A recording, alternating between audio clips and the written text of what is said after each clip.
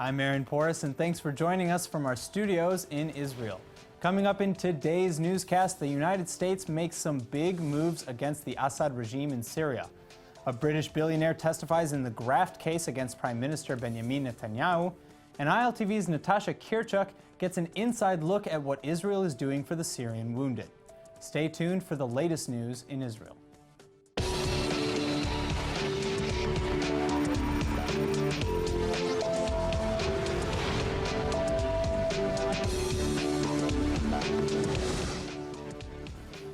United States Ambassador to the United Nations Nikki is now describing the ousting of Syrian President Bashar al-Assad as one of the Trump administration's top priorities.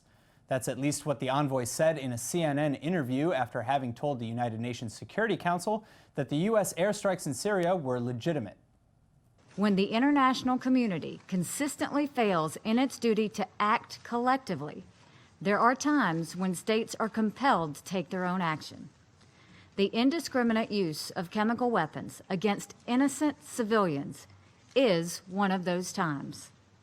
The United States will not stand by when chemical weapons are used. It is in our vital national security interest to prevent the spread and use of chemical weapons. Our military destroyed the airfield from which this week's chemical strike took place.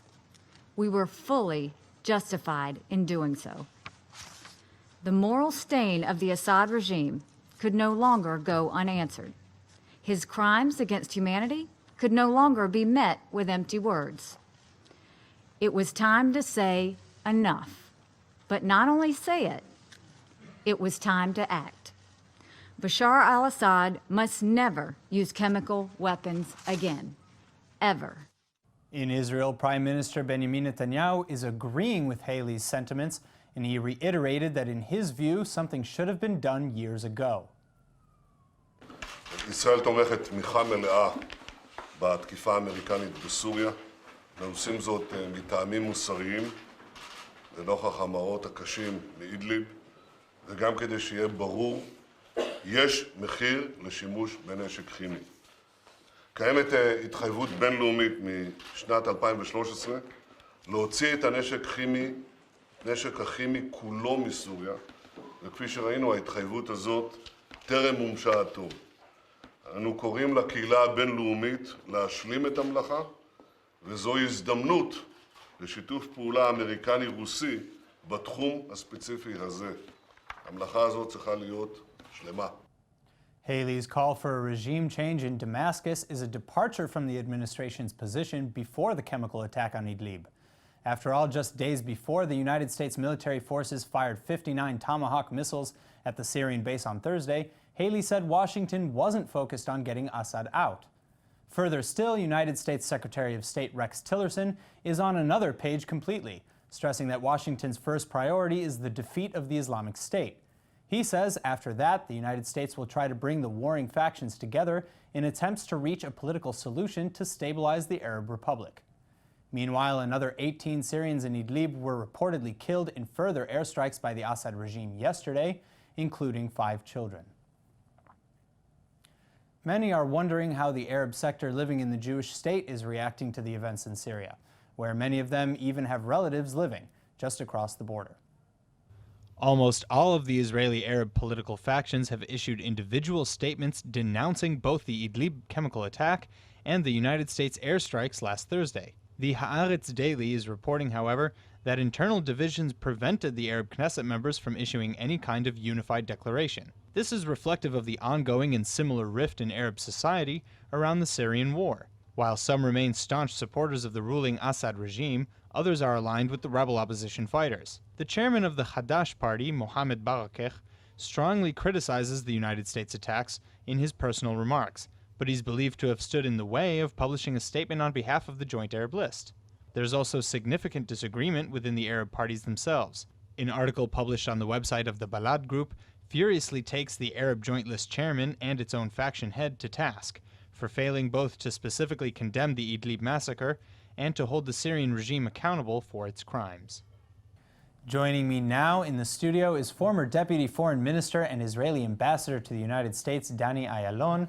to discuss the ongoing crisis in Syria. Danny, thank you so much for joining me. My pleasure. All right, so my first question is, how will the United States airstrikes in Syria affect Israel? You know, how do you imagine the Assad regime reacting to this, especially given that Israel is an ally? Yeah, well, I think the importance is that red lines are being observed now, which is chemical weapons are out of the picture. It's not legitimate, and any use of chemical weapons would elicit a very, very harsh response from the international community, namely the United States as the leader, something that was lacking during the Obama's administration. So I think now Assad will have to think twice or three times before he's using chemical weapons.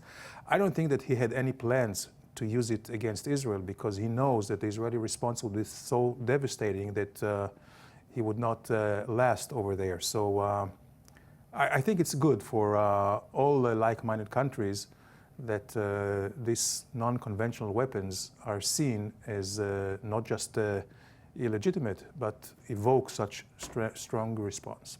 I'd actually like to touch on that for a moment. Why is it that, not that a chemical attack is not so heinous, but why is it that only after a chemical weapon is used does the international community get so mobilized?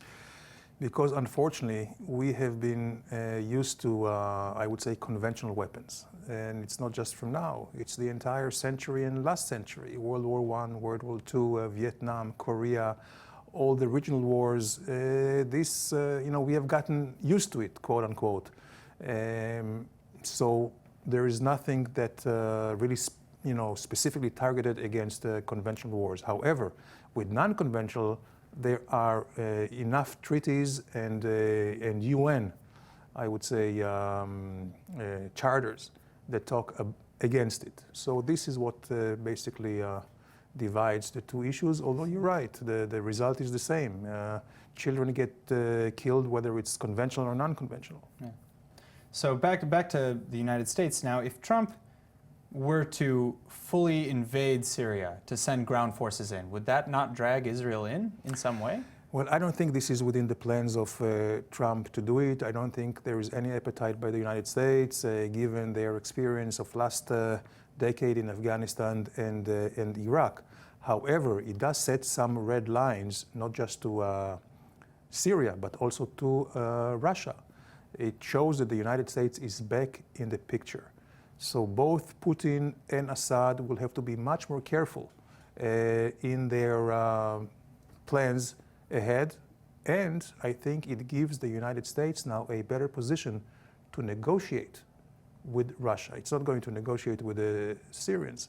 But at the end of the day, if we want to see any stabilization in Syria, we will have to see a meeting between the United States and Russia, namely Putin and Trump, where they can really divide the area to regions of influence, to region of control. I don't think you can ever glue Syria back together. Both countries, the US and Russia, have an interest to really defeat ISIS. Once this is done, they can really divide the rest of the region to the Alawites, which is the Assad regime, whether he is or anyone who replaces him, and the insurgents, the Sunnis, who are the anti-Assad, which are not ISIS, which are backed by the United States. All right, well, I hope that we can find some sort of peaceful outcome to this. Thank you so much for joining us today. It's very complicated, but this is geopolitics. Yeah. All right, well, thank you again. Now, increasing economic hardship and widening divisions between the Palestinian factions is prompting the United Nations to call for the Palestinian Authority to reinstate its governance over the Gaza Strip.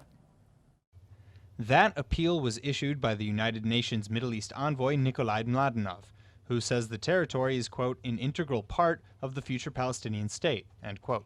The statement comes amid mass protests in Gaza against the Palestinian Authority's decision to slash the salaries of former civil servants in Gaza by 30%. The PA ordered about 50,000 workers to quit their jobs when the Islamic Hamas group seized power in 2007, but it's continued paying their monthly wages. Tens of thousands of Palestinians took to the streets in anger against the cutbacks and are demanding that Palestinian Authority President Mahmoud Abbas fire his entire government. Hamas denounced the reduction as, quote, abusive and irresponsible, while other terror groups like the Islamic Jihad are accusing Ramallah of trying to drown the residents of Gaza. Meanwhile, the Islamist leadership is also struggling to pay the 40,000 Gazans it hired to replace the PA loyalists, and is only able to pay them about half of their regular salaries. A British businessman is the latest billionaire to be interviewed by police in connection with the graft investigation against Israeli Prime Minister Benjamin Netanyahu. The Finland-born business magnate Chaim Poju Zabludowicz is currently visiting Israel, and he's believed to have voluntarily given testimony to the National Police Fraud Division. Zabludowicz is not facing any charges of wrongdoing and was thanked for his cooperation in coming in. The 64-year-old is one of the richest men in the United Kingdom, and in addition to several other investments in Israel, he's a partner in Israel's national El Al Airlines. It's known that he and Netanyahu became friends back in the 1980s, and that he even let the prime minister stay in his Caesarea villa for a family vacation during the premier's first term. Zabludowicz's testimony is the latest development in the Case 1000 probe, which looks into whether Netanyahu and his wife Sarah accepted illegal gifts during his service as premier or previous service as finance minister. Police are investigating allegations that the couple received hundreds of thousands of dollars worth of expensive cigars, alcoholic beverages, and jewelry from a number of their wealthy friends, including billionaire Israeli film producer Arnon Milchan. The couple is denying all charges and insists there's nothing wrong with accepting presents from their close friends. Despite the arrest of an Israeli-American team who made hoax bomb threats to Jewish communities abroad, anti-Semitic hate crimes are still ongoing and on the rise. The latest vandalism targeting American Jews is in Pennsylvania. This is the second such incident in the northeastern state in recent months. Up to 30 headstones were found knocked over and broken at a Jewish burial ground in Springfield. A local resident was shocked to discover the destruction after coming in to visit her father's grave. Local police are now investigating the incident and appealing to the public for assistance, since they're unsure whether the damage was caused, when the damage was caused. Other Jewish cemeteries have been similarly vandalized since February in nearby Philadelphia, as well as St. Louis, Missouri, Rochester, New York, and northeastern France. When you think of Eilat, you probably think of sandy beaches and great diving, but not necessarily startups. Well, that fact might change very soon as one Israeli company looks to develop the southern city's more technological attributes. Joining me today in the studio is Or Haviv, CEO of Eilat Hub, which is working with the city of Eilat to empower entrepreneurs and bring startups into the small Israeli resort town. Thank you so much for coming in. Thank you. All right, so my first question to you is, why do you want to bring startups to Eilat? Well, Eilat is, just as you mentioned, is an incredible place, but startups have yet to arrive there. And now we have arrived at the final moment where we have announced Eilat's ecosystem, Eilat's startup ecosystem. We've started about a year and a half ago, just as you mentioned, as a strategic decision of the municipality of Eilat that partnered with an international company called Champion Capital from New York. They arrived to do business development and investments, and together they developed the Eilat Hub.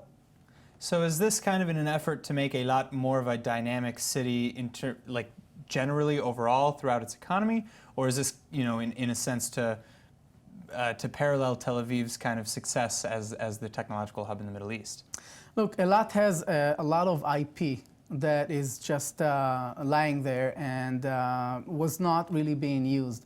When you look at Eilat, there's university there, there's research centers, there's a lot of commerce that's going around. And it's time that we use that IP and we commercialize it. Plus, it arrives at the right time to provide new employment opportunities for a lot of very talented people that grow in Eilat. And when they grow up and they look for that type of employment, sometimes they venture out. And we want to keep those brilliant people in Eilat. All right. So what services do you offer to bring these potential startups to Eilat, to keep them there? So we realized that we have to develop a very unique method that will build an ecosystem. Number one, we offer a shared space for people to work in and develop their startups. Since we have a partnership with the municipality, that shared space doesn't cost anything. So if you're an entrepreneur and you want to work, you get a free space to work. Number one. Number two, we have an accelerator. If you have an idea and you want to develop it, you can join our 4-month program with leading entrepreneurs that will help you develop it. Number 3, we have a long-term incubation program that allows you to develop your startup and get all the way to MVP, to a working product, and even run a pilot in the city of Eilat. And number 4, we have a very comprehensive business development program that is allowed through our partnership with Champion Capital that will take you to the leading markets and working with Fortune 500 companies around the globe. It's incredible. Yep. Now, all right, now my final question, unfortunately, in the interest of time, is I understand that you work with children, especially autistic children. Yeah. Could you explain a little bit more about that? Since we have a very unique model to work with the community, then we decided to work with kids. We have acceleration programs for young entrepreneurs. And specifically, we decided we want to work with kids with special needs and provide them with a new type of future. So we developed the Code Project, and the Code Project provides kids with special needs coding opportunities, and they learn code, and on the other end, we work with employers, high-tech companies that will provide them with opportunities. So you're pairing these people together as well. Yep. What coding languages are you teaching them? They learn all the way from web to mobile, native, different type of... Thank you so much for coming in. Thank you. And sharing that with us. Thank you. We've talked a lot on this program about how Israeli forces are trying to do their part for the Syrian refugees crossing into Israel every night for humanitarian and medical aid. Well, ILTV's Natasha Kirtchuk just got a deeper, more personal look into these people's stories. Let's take a look. Imagine this, you're a doctor and you're asked to treat a patient that's been gravely wounded. The only issue is that you know that very patient has been taught to hate you, hate your family, hate your country, and may even want you dead. Do you help him?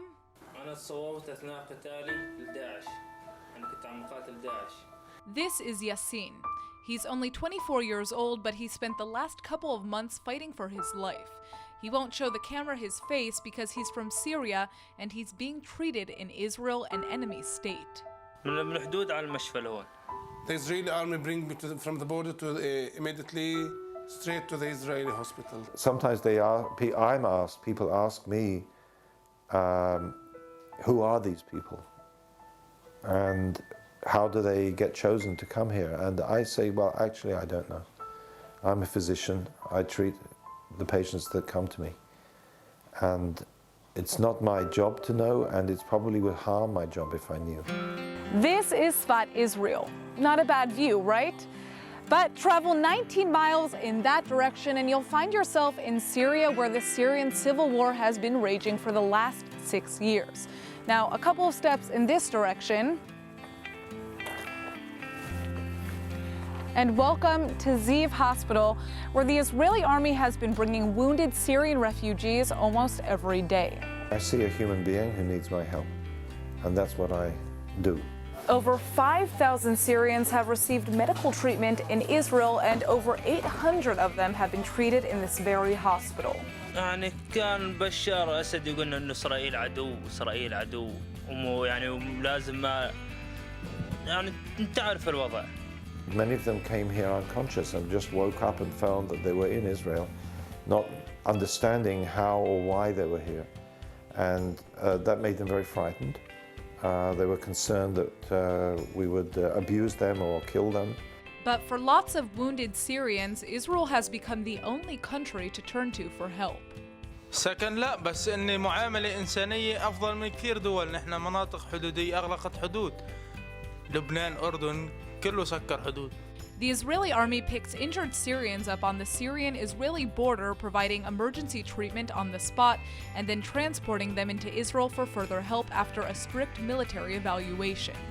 Many of the patients have severe war traumas, but now that's changing because healthcare services have deteriorated so badly in Syria.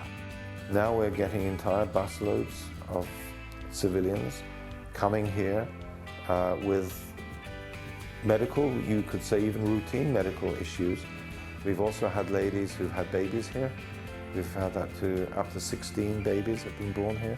The costs are having a major impact on the healthcare being provided for Israeli citizens. Ziv Hospital is in a big deficit because there isn't much financial compensation or support to pay for services being offered to Syrians at a free cost. Doctors still say it's worth it though because perspectives are changing. Syrians and Israelis who were once enemies are now bonding. A 12 years old who was playing with a bomb that he found it outside his home, and he lost 2 eyes and 1 hand. This boy, it was for me like my brother, my small brother. But he touched me deep inside until every day I was thinking about it. اتجاه الوضع طبعا غير لي رأيي لأن المعاملة أفضل من الدول الأخرى اللي ذكرتها يعني كل مرحلة من الزمن بكون في أعداء مع الأيام بصير أصدقاء الحرب العالمية كثير يعني. But that doesn't mean the fighting will stop.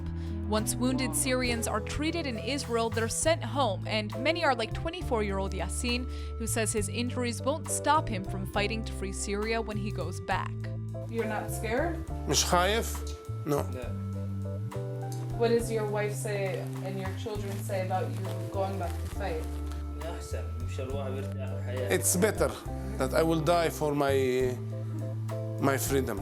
The army claims that Syrian patients will receive up to at least 3 months of medication after they return home, but medication clearly won't solve all of their problems.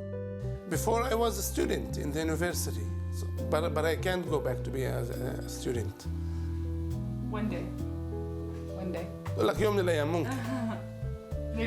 Maybe one day you can come here and study. يمكن مرة من الأيام تيجي تتعلم هون بإسرائيل. بنتمنى ان الحرب تنتهي ويعم السلام كل البلاد. I hope to be in peace, not in war. True, very true. Beginning tomorrow evening at sundown, the Jewish people all over the world will begin observance of the Passover holiday. Passover is the biblical festival which recounts the liberation of the Jewish people from slavery in Egypt. Well, this year, synagogues and Jewish communities across the United States are using their holiday events to highlight the current plight of the world's estimated 65 million refugees, which is believed to be the highest number in recorded history.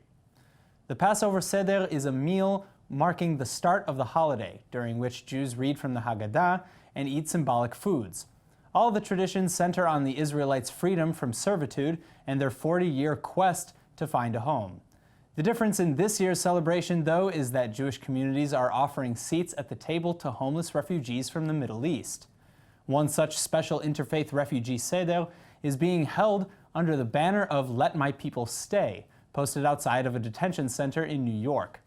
One Manhattan synagogue already held a pre-holiday Seder where 3 asylum seekers spoke about their flight from persecution in search of a better life. The congregants say the Jewish people know all too well what it's like to be a stranger in a strange land and held the event to demonstrate their solidarity with contemporary refugees. A supplement to the Haggadah by one Jewish group which focuses on refugee resettlement has already been downloaded 9,000 times, only 48 hours after going online. And now some are even calling for the addition of a pineapple to the traditional foods Jews eat during the holiday. They say this centuries-old symbol of hospitality will prompt Jews to remember that just as they gained their freedom, they must fight for those who are not yet free, and to bestow upon them the gift of sweet welcome. The Hebrew word of the day is brought to you by the University of Haifa, Hebrew Summer Ulpan, open to everyone. And now for our Hebrew word of the day. Just in time for the Passover holiday, Israel is said to be expecting a heat wave, and so that's our word today, sharav, meaning heat wave. A sharav is defined as hot and dry weather and is synonymous with another Hebrew word, chamsin. Though not very rare in Israeli summers, a sharav often hits the Middle East during the transition periods between the seasons. So now, since spring is the season on deck, and since many Israelis get the first few days of Passover off for vacation, I think I can say with confidence that this sharav could not have come at a better time. So for all those taking advantage of the holiday and the shariv by leaving their homes, just don't forget your sunscreen, remember to drink lots of water, and see you on the beach. Now let's go ahead and take a look at the weather forecast. Tonight is expected to be a little chilly with a low of 54 or 12 degrees Celsius. Tomorrow should be cloudy with a slight rise in temperatures and an average high of 75 or 24 degrees Celsius. All right, that's it for today's news. Today's exchange rate is 3.65 shekels to the American dollar, To all who celebrate, have a wonderful Passover holiday. Remember to sign up for our daily newsletter at ILTV.tv. Thanks for watching, and see you next time.